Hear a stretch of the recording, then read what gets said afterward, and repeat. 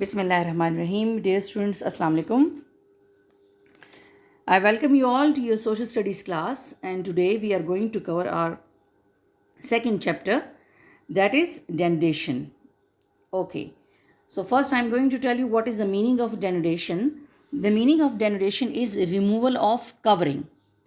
Now let's see what we are going to learn in this chapter today.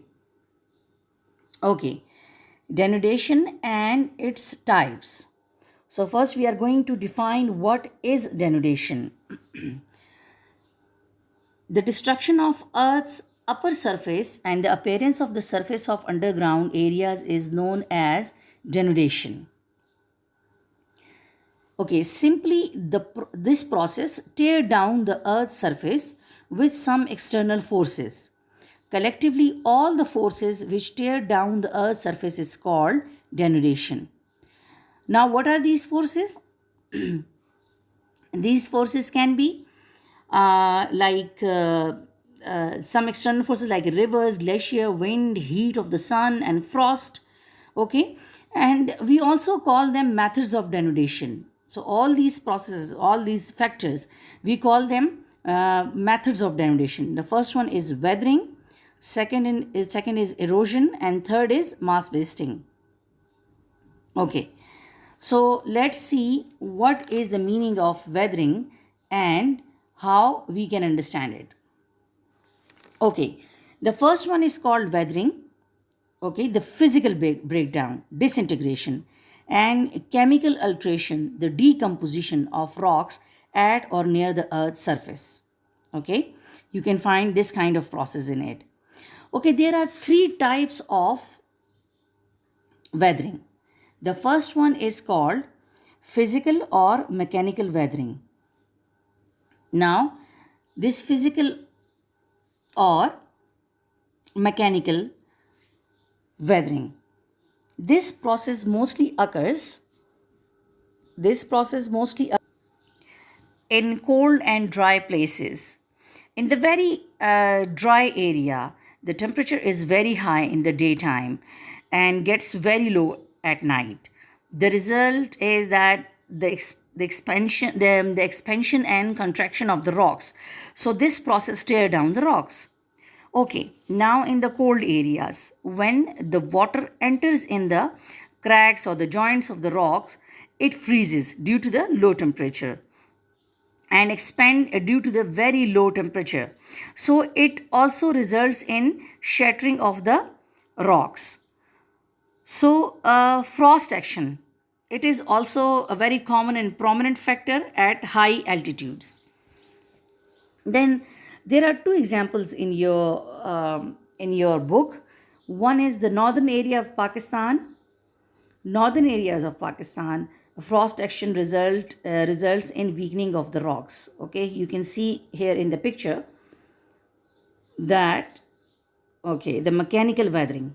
Due to the mechanical weathering, the rocks are getting weakened. Okay, so upper surface of the earth undergoes destruction when underground rocks appear towards upper side due to the different forces. Okay, this is called the physical weathering. Now let's move. What is the next type?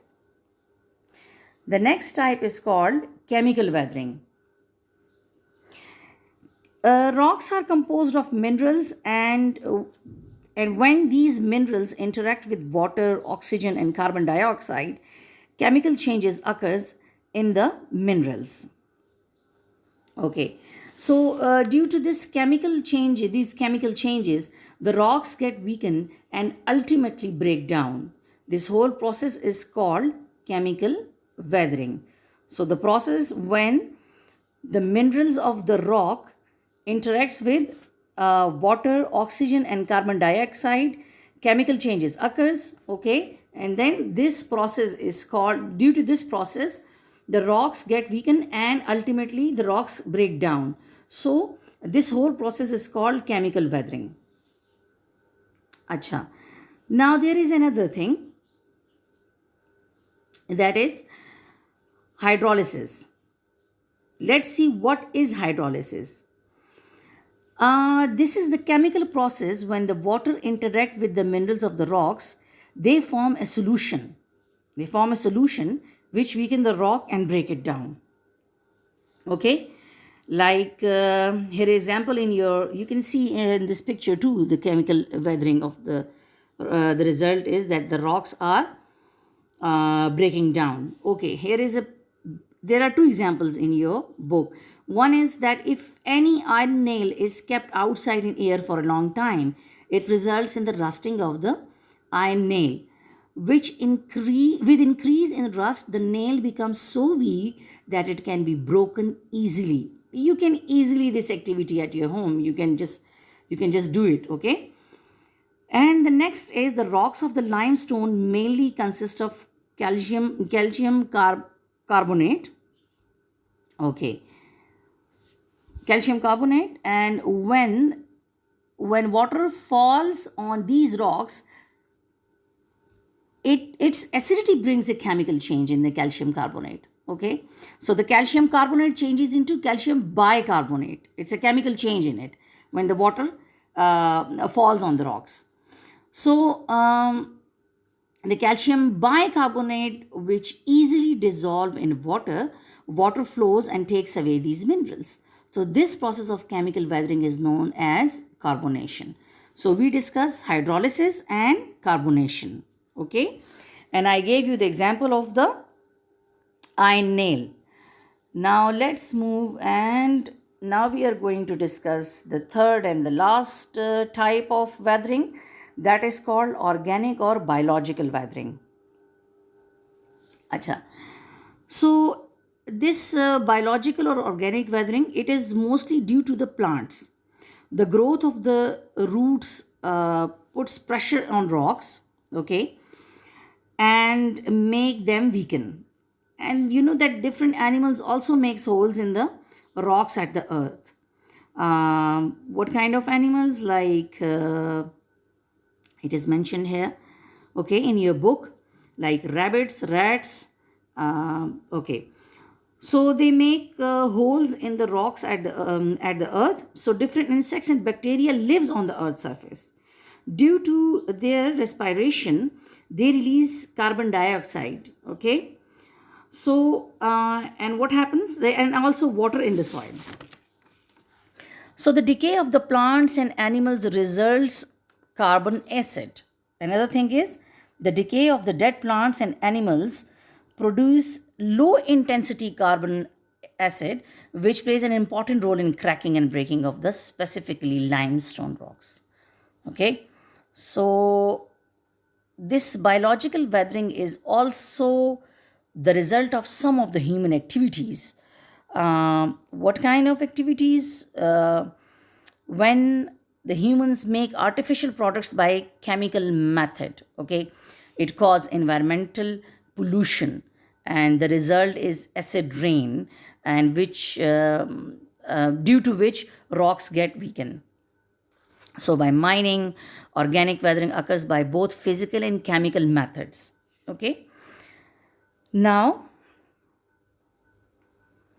we are going to discuss the second factor of uh, this generation, which is called erosion. Now, what is erosion?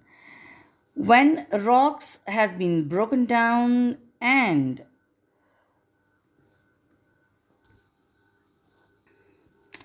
when rocks has been broken down and moved by the natural forces like wind, water, or ice, that is called erosion. Another simple example is the thinning and removal of the earth's surface is known as erosion.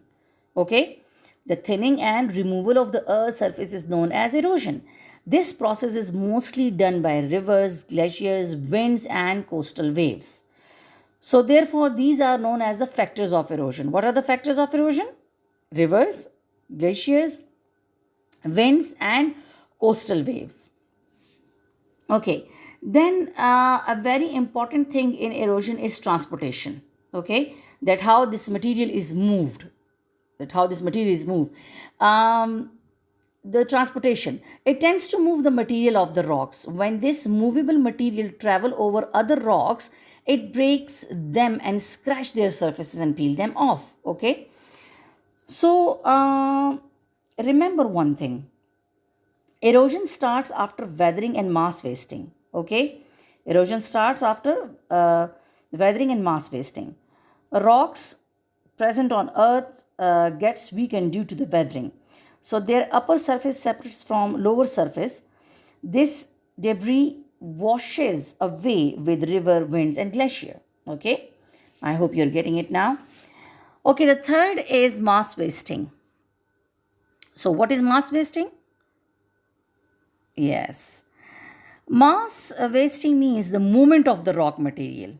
Okay, are you getting me now? As I told you, the transportation of this mass, this waste. Okay, now the movement of the rock material from higher to lower region due to gravitational force of Earth. So, due to mass wasting, the mass which is the result of the weathering moves downwards. Okay, downwards. It moves downwards. Acha. Now, we are going to discuss what are the impacts of erosion and mass wasting. There are three types of impacts.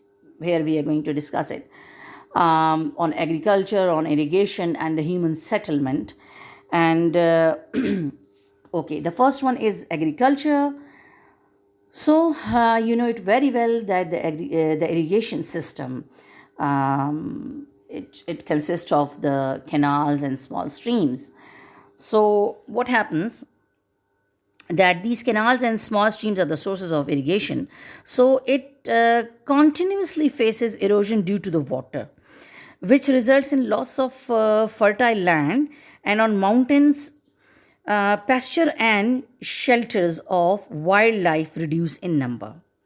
The second is impact on irrigation.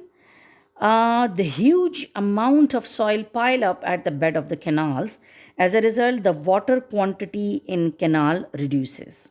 Okay, and another thing is that after some time, water is not available for irrigation system and for the production of the electricity. This is the impact on irrigation. The third one is impacts on human settlement. So, what are the impacts of erosion and mass wasting on the human settlement? Due to flow of soil and mud and landsliding in hilly areas, there is usually loss of lives and economy. Okay. So here it is written that in 1985, after landsliding in Colombia, a number of villagers were buried under the soil debris. Okay, sometimes some such accidents usually occur in the northern areas of the Pakistan due to this soil and mud and landsliding.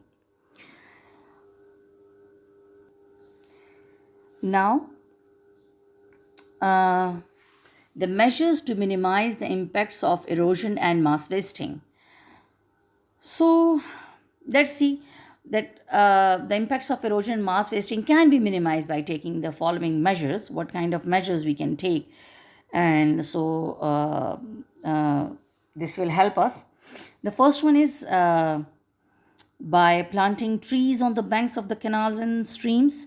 Second is smooth level of the agricultural land, planting trees on banks of crop fields. And the third one is stop cutting trees on the mountain. Fourth is settlements should be avoided in such areas of erosion and mass wasting. Fifth one is retaining walls should be made along the roads of the hilly areas. And the sixth one is that the dangerous slopes should be abolished. Okay, and the seventh one is that big buildings should not be built in hilly areas, especially where there is a steeper slope. So this is the end of your chapter. I hope you have understood it, and inshallah in the next class we are going to cover our third chapter. Till then, Allah Hafiz.